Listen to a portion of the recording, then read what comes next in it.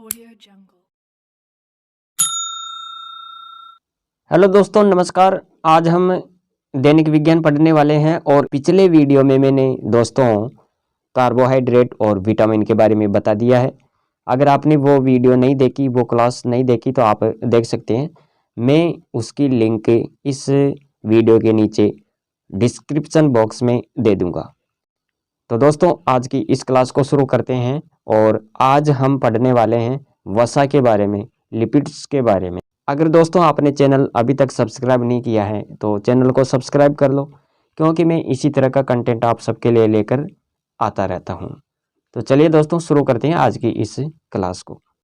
दोस्तों, हम देख रहे थे कि भोजन के घटक कितने प्रकार के होते हैं। गुरुजी, ये तो 2 प्रकार के होते हैं। कौन कौन से होते हैं? एक तो मुख्य घटक, जिसे आप कार्बनिक घटक बोल सकते हैं। मुख्य घटक जिसे आप क्या बोल सकते हैं? अरे, कार्बनिक घटक भी बोल सकते हैं। और इसके अंतर्गत आ जाता है कार्बोहाइड्रेट, वसा, प्रोटीन और विटामिन। अन्य घटकों की अगर बात करें तो दोस्तों याद रहना चाहिए, अन्य घटकों में क्या आता है वो भी यहाँ पर देखो। दोस्तों, अन्य घटकों में अन्य घटक अकार्बनिक घटक, इनमें खनिज लवण और जल, ये हम पढ़ते हैं। ये तो सामान्य सी जानकारी हो गई। और अब हम वसा के बारे में देखते हैं यहाँ पर। और वसा किस में आती है? अरे, मुख्य घटक में आती है दोस्तों, कार्बनिक घटक के अंदर आती है ये। तो इसके बारे में देखते हैं। पिछले वीडियो में हमने क्या पढ़ा था तो वो भी देखो। हमने क्या पढ़ा था पहले? अरे, हमने पढ़ लिया था गुरुजी कार्बोहाइड्रेट। उसके बाद में हमने डायरेक्ट विटामिन को पढ़ा। अब हम पढ़ने वाले हैं वसा। वसा को इंग्लिश में क्या बोलते हैं? अरे, लिपिड्स बोलते हैं। वसा 3 प्रकार के तत्वों से मिलकर बनती है। अरे, इनमें कार्बन, हाइड्रोजन, ऑक्सीजन ये होता है। सबसे कम मात्रा ऑक्सीजन की होती है इसमें। हाइड्रोजन और ऑक्सीजन का जो अनुपात है वो यहाँ पर देखो, 2:1। दोस्तों, वसा के बारे में आपको ये ध्यान रखना है कि जितने भी चिकनाई युक्त पदार्थ होते हैं, जितने भी चिकनाई युक्त खाद्य पदार्थ जो होते हैं, उन सब में क्या पाई जाएगी? अरे, वसा पाई जाएगी। तो ये आपको याद रखना है। और वसा सबसे ज़्यादा ऊर्जा देती है, ये बात भी ध्यान में रखनी है। गुरुजी, कितनी देती है ये भी तो बताओ, इनकी मात्रा। तो याद रखें, प्रति ग्राम 9.1 किलो कैलोरी इनसे ऊर्जा मिलती है। तो ये भी आपको नोट करना है यहाँ पर। और क्या ध्यान में रखना है? सबसे तीव्र ऊर्जा की अगर बात करें तो क्या आ जाएगा? कार्बोहाइड्रेट। अरे, सबसे तीव्र ऊर्जा कौन देता है? तो कार्बोहाइड्रेट। और सबसे ज़्यादा ऊर्जा कौन देता है? याद रखिए, वसा। यहाँ तक आपको समझ में आया? अब गुरुजी हम यहाँ पर बात करेंगे वसा के जो मुख्य स्रोत होते हैं। मुख्य स्रोत कौन कौन से होते हैं? सोर्स बताओ इनके। अरे, घी, तेल, मक्खन और चर्बी युक्त मांस। इसके अलावा स्टीरॉइड्स, गाजर, लाइकोपीन और विटामिन में विटामिन ए, ई, के, प्राकृतिक रबड़, टर्पेन्स, यूकेलिप्टस का तेल, प्रोस्टाग्लैंडिन्स, इन सब में क्या पाई जाती है? अरे गुरुजी, वसा। यहाँ पर आपको नोट करना है कि टमाटर का लाल रंग क्यों होता है, इसका क्या कारण है? तो ये लाइकोपीन जो है, इसी की वजह से टमाटर का लाल रंग होता है। और गाजर का तो याद रखें, बीटा कैरोटीन के कारण इसका रंग भी लाल होता है। रबड़ को कठोरता प्रदान करने के लिए अरे सल्फर का उपयोग, यह भी आपको ध्यान में रखना है। साधारण वसा, यहाँ पर देखो, साधारण वसा 3 अणुवसीय अम्लों एवं ग्लिसरॉल का एक अणु आपस में क्रिया करके एस्टर यौगिकों के रूप में साधारण वसा का निर्माण करते हैं। तो ये आपको साधारण वसा के बारे में ध्यान रखना है यहाँ पर। और क्या नोट करना है? तो देखो, वसीय अम्ल 16 से 24 कार्बन, अरे लंबी कार्बन श्रृंखला से युक्त कार्बनिक यौगिक है, जिसके अंतिम सिरे पर कार्बोहाइड्रेट समूह COOH पाया जाता है। तो ये वसीय अम्ल के बारे में आपको यहाँ पर देखना है। 16 से 24 कार्बन से युक्त कार्बनिक यौगिक है, जिसके अंतिम सिरे पर क्या पाया जाता है? अरे एक समूह पाया जाता है। वो कौन सा? कार्बोहाइड्रेट समूह COOH। ये आपको यहाँ पर देखना है। वसीय अम्लों का निर्माण, वसीय अम्लों का निर्माण जीवों के शरीर में होता है।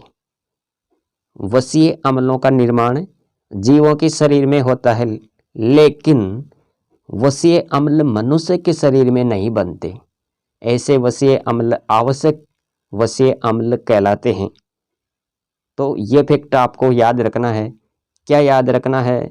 अरे वसीय अम्लों का निर्माण जीवों के शरीर में होता है, लेकिन वसीय अम्ल मनुष्य के शरीर में नहीं बनते। ऐसे वसीय अम्ल आवश्यक वसीय अम्ल कहलाते हैं। पौधों में इनका निर्माण होता है। तो ये आपको ध्यान में रखना है। यहाँ पर उदाहरण देखो, लिनोलिक अम्ल, लिनोलिनिक अम्ल और एरेकिडोनिक अम्ल, यह आपको यहाँ पर नोट करना है। देखो थोड़ा गहराई में जाकर आप यहाँ समझने की कोशिश करना, क्योंकि मैं पूरा कंटेंट आपको यहाँ पर दे रहा हूँ।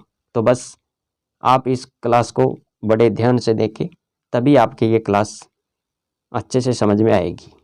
अब आगे देखो, और अब हम यहाँ पर क्या देखने वाले हैं? अरे हम देखेंगे वसा के प्रकार। वसा कितने प्रकार की होती है, यहाँ पर डायरेक्ट हम वसा के नाम से देखते हैं। एक तो होती है संतृप्त वसा। कौन सी वसा? अरे संतृप्त वसा। ऐसे वसीय अम्ल जिसमें कार्बन के परमाणुओं के बीच केवल एकल बंध पाया जाता है। कार्बन परमाणुओं के बीच कौन सा बंध पाया जाता है? एकल बंध। इस प्रकार उसे क्या बोलेंगे? अरे संतृप्त वसीय अम्ल कहते हैं। यह आपको यहाँ पर देखना है। ये कौन सी वसा है गुरुजी? अरे ये तो संतृप्त वसा है। और इनके स्रोत बताओ, इनके स्रोत कौन कौन से हैं? तो यहाँ देखो, घी, मक्खन, तेल, ये सब संतृप्त वसा के स्रोत है। इसके बाद में, अरे इसके बाद में क्या पढ़ेंगे हम? तो देखो यहाँ पर असंतृप्त वसा। इसमें क्या होता है गुरुजी? तो यहाँ पर देखें, ऐसे वसीय अम्ल कैसे? जिनमें कार्बन परमाणुओं के बीच एक से अधिक द्विबंध उपस्थित हो या फिर त्रिबंध हो, उसे कौन सी वसा बोलेंगे? अरे असंतृप्त वसा कहेंगे। कौन सी वसा कहेंगे? असंतृप्त वसा। यहाँ पर देख सकते हैं आप। अब यहाँ इनके आप स्रोत देखिए। असंतृप्त वसा के स्रोत मछली का तेल, वनस्पति का तेल, अलसी का तेल, यह सब इसके अंतर्गत आता है। अरे वसा के क्या कार्य हैं? वसा पढ़ रहे हैं, वसा का काम ही ना जाने तो फिर क्या मतलब है इस क्लास का? तो देखो यहाँ पर वसा के कार्य। अरे वसा के कार्य क्या है गुरुजी? तो यहाँ पर देखिए, ठोस रूप में शरीर को ऊर्जा प्रदान करती है। क्या याद रखोगे? ठोस रूप में शरीर को ऊर्जा प्रदान करती है। खाद्य पदार्थों को रुचिकर और उसमें स्वाद पैदा करती है। ये भी बात है। तो वसा से संबंधित आपको फैक्ट ये याद रखना है। अरे वसा का क्या काम है, वसा क्या करती है, वसा का क्या योगदान है? तो यहाँ पर देखना कि ठोस रूप में शरीर को ऊर्जा प्रदान करना और खाद्य पदार्थों को रुचिकर बनाना, उनमें स्वाद पैदा करना, यह सब किसके काम है? वसा के। त्वचा के नीचे एडिपोज ऊतकों में जमा होकर शरीर को ऊर्जा प्रदान करती है। यह फैक्ट भी आपको यहाँ पर नोट करना है। कर्णमोम, मधुमोम सरल वसा है, यह भी यहाँ पर देखना है। और पक्षियों के पंखों पर लिनोलिन की परत पाई जाती है। अरे किसकी परत पाई जाती है? लिनोलिन। लिनोलिन की परत पाई जाती है, जो सरल वसा है। कौन सी वसा है? सरल वसा। ऊंट के कुबड़ में वसा का संचयन होता है, यह भी आपको यहाँ पर नोट करना है। नवजात बच्चों में भूरी वसा पाई जाती है। जंतु वसा, घी, मक्खन, यह इसके अंतर्गत आता है। और इसका अधिक सेवन करने से यह धमनी की आंतरिक सतह पर कोलेस्ट्रॉल के रूप में जमा हो जाता है। किसके रूप में जमा हो जाता है? कोलेस्ट्रॉल के रूप में। अरे किसके रूप में? तो याद रखें, कोलेस्ट्रॉल के रूप में, जिससे धमनियों की दीवारें सक्रिय हो जाती है, सिकुड़ जाती है। इस रोग को क्या कहते हैं? अरे इस रोग को क्या कहते हैं? तो हमें याद रहना चाहिए, एथेरोस्क्लेरोसिस रोग। और इसका परिणाम क्या है? याद रखें, हृदयघात। तो ये थी दोस्तों आज की क्लास, जिसमें हमने कंप्लीट वसा के बारे में यहाँ पर देखा, अच्छे से देखा, विस्तार पूर्वक देखा। और दोस्तों क्लास अगर आपको पसंद आती है तो इस क्लास को लाइक करें और अधिक से अधिक विद्यार्थी मित्रों तक भी इसको शेयर कर दे, ताकि इस क्लास का पूरा फ़ायदा उन तक भी पहुंच सके। और आपने अगर चैनल को सब्सक्राइब नहीं किया है तो चैनल को भी सब्सक्राइब कर ले। और दोस्तों बताना चाहता हूँ, जितना आप इस क्लास को स्नेह देंगे तो मुझे भी आपसे मोटिवेशन मिलता है कि आप कितना पसंद करते हैं हमारी मेहनत को। क्योंकि इसमें मैं पहले कंटेंट लिखता हूँ, उसके बाद में आप तक ये क्लास लेकर आता हूँ। तो दोस्तों इतना तो फर्ज आपका बनता है कि आप लाइक नहीं किए हो तो क्लास को लाइक करें, और अपने जितने भी मित्र लोग हैं, जितने भी आपकी क्लास आती हैं, तो उन सब तक ये क्लास शेयर ज़रूर करें, और तभी पढ़ने और पढ़ाने का मज़ा आएगा दोस्तों। तो आज की क्लास को यहीं पर समाप्त करते हैं।